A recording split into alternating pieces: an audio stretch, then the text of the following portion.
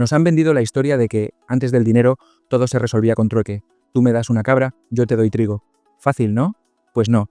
Esa imagen de una economía rudimentaria y directa, aunque romántica, está bastante lejos de la realidad, porque en el año 1000 ni las cabras eran tan baratas, ni el trigo tan abundante, ni los intercambios tan simples. Ese fue el punto de inflexión, porque cuando hay excedente, nace el intercambio, y con el intercambio, nace la economía. Piensa en esto, una familia cultivaba cebada, otra criaba ovejas, otra hacía cerámica, y de pronto, todas se daban cuenta de algo obvio: si cada una se enfoca en lo que hace mejor, y luego intercambia, todos ganan. Así nació el trueque. Pero claro, el trueque tenía un problema. Necesitabas que el otro tuviera lo que tú querías y quisiera lo que tú tenías. Y si no coincidía, bueno, surgían intermediarios, o nacían los primeros valores universales: sal, conchas, piedras raras, tejidos, hasta ganado.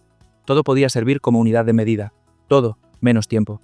Ese era escaso, y por eso el trabajo se empezó a valorar también. Y aquí llega otro giro. Los que no producían alimentos empezaron a especializarse: carpinteros, curanderos, constructores. Así nació la división del trabajo, y con ella una economía más compleja. Aparecieron aldeas organizadas, con roles claros. Algunos cultivaban, otros protegían y otros comerciaban. Y poco a poco nació el poder económico. Porque claro, el que controlaba más grano, controlaba más bocas.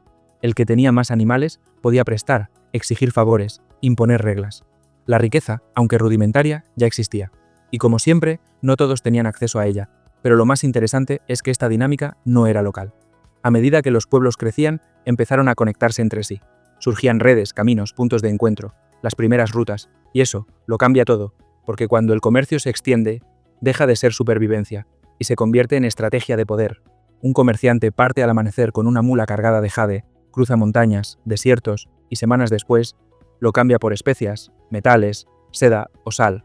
¿Ficción? No, realidad.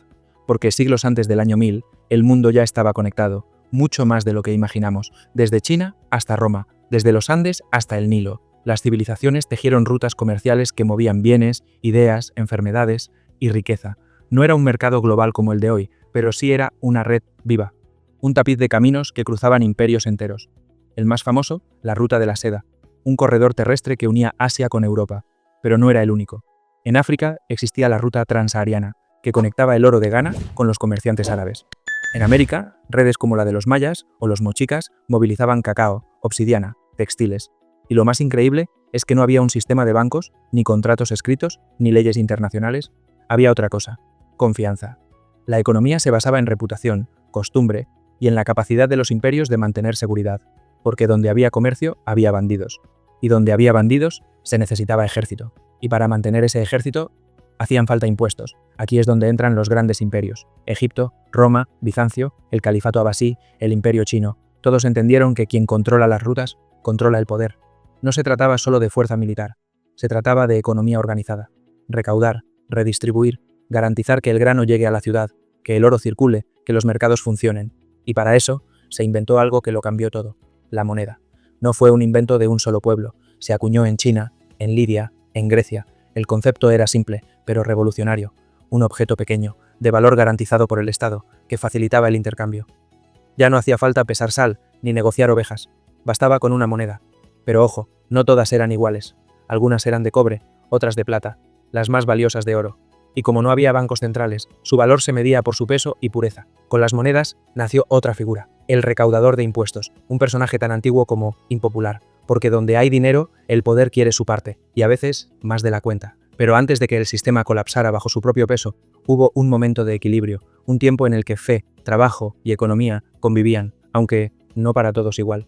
Mientras los comerciantes movían seda, sal y oro de un lado a otro, había millones de personas que no viajaban ni comerciaban. Su mundo era el campo, la aldea y el templo. Su día a día era arar, rezar y obedecer. Y en ese mundo, la economía también hablaba, pero hablaba otro idioma. Porque hasta el año 1000, gran parte de la humanidad vivía bajo un sistema donde la fe y el trabajo estaban entrelazados con la supervivencia. La tierra era la medida de todo. Quien tenía tierra tenía poder. Y quien no, trabajaba para quien sí la tenía. Pero aquí viene lo curioso: no todo el mundo veía el trabajo como castigo. En muchas culturas, el trabajo manual tenía valor espiritual. En los monasterios cristianos, por ejemplo, los monjes trabajaban los campos, copiaban libros, elaboraban cerveza o cultivaban hierbas, no por necesidad, sino como disciplina. En el mundo islámico, el comercio era honorable, siempre que fuera justo. En el judaísmo, el trabajo era parte de la vida digna. La economía no era ajena a la religión, estaba moldeada por ella. Sin embargo, no todos accedían al mismo tipo de trabajo.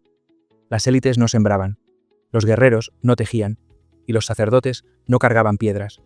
Se vivía bajo jerarquías duras. En el Imperio Carolingio, en el Califato Abasí, en los reinos chinos, había estructuras, castas y clases. Cada uno tenía su lugar, y moverse de una posición a otra era casi imposible. Y las mujeres también trabajaban mucho, en el campo, en la casa, en los mercados, pero rara vez podían poseer tierras o manejar dinero sin control masculino. La desigualdad era tan económica como estructural, pero esa economía, basada en costumbre y tradición, iba a ser sacudida, porque el equilibrio entre fe, tierra y poder empezaba a desmoronarse, y cuando las condiciones climáticas cambiaron, las migraciones aumentaron y las ciudades comenzaron a resurgir. El mundo que se conocía dejó de ser suficiente, y ahí, justo ahí, empieza el principio del fin de esa economía antigua. Durante siglos, la economía se sostuvo sobre la tierra, la tradición y la obediencia, pero nada permanece intacto, ni siquiera el campo ni la fe. Entre los siglos 8 y 10, el mundo entró en turbulencia. El clima cambió, pequeñas glaciaciones afectaron las cosechas, llegaron años de malas siembras, hambre y enfermedad, y cuando el estómago ruge, la fe tiembla. Al mismo tiempo los pueblos se movían, escandinavos bajaban desde el norte, los vikingos, saqueando ciudades y pueblos, los magiares desde las estepas, los sarracenos desde el sur. El comercio se interrumpía, los caminos se volvían inseguros, las aldeas se cerraban sobre sí mismas. En ese contexto, el sistema económico se volvió aún más local, más duro, más desigual, pero también más ingenioso. Nacieron nuevas técnicas agrícolas, el arado de hierro, la rotación trienal, el uso del caballo con arnés, pequeños cambios que multiplicaron la productividad. Las aldeas empezaron a producir más y con más excedente. Volvió el intercambio. Mientras tanto, las ciudades, que habían quedado en ruinas tras la caída de Roma, comenzaron lentamente a despertar. Venecia, Córdoba, Constantinopla. Centros urbanos donde se cruzaban comerciantes, artesanos, ideas, y con las ciudades resurgió algo más, el dinero como herramienta de poder, no solo de comercio. Aparecieron los primeros protobancos, las letras de cambio, las ferias internacionales. El trueque seguía, sí, pero ya no bastaba. El mundo se estaba preparando para algo nuevo. El renacimiento del comercio a gran escala, el surgimiento de las burguesías, el paso de una economía de subsistencia a una economía de ambición. Y aunque el año 1000 no marca un quiebre exacto, sí marca un símbolo, una frontera entre lo viejo y lo nuevo, un umbral donde el mundo medieval comienza a transformarse, paso a paso, en algo que se parecerá mucho más a lo que hoy llamamos economía. Porque antes de Wall Street, antes de la revolución industrial, antes incluso de los billetes o los bancos, el mundo ya sabía cómo funcionar, con sus reglas, con sus límites, pero también con su lógica. Así que, cuando pienses en cómo empezó todo, recuerda esto: la economía no nació con el dinero, nació con la necesidad de vivir en común. Y eso empezó mucho antes del año 1000. Te leo comentarios, y si esta historia te hizo ver el pasado con otros ojos, suscríbete, porque aquí, cada video no es solo historia, es una forma de entender el presente a través de lo que fuimos.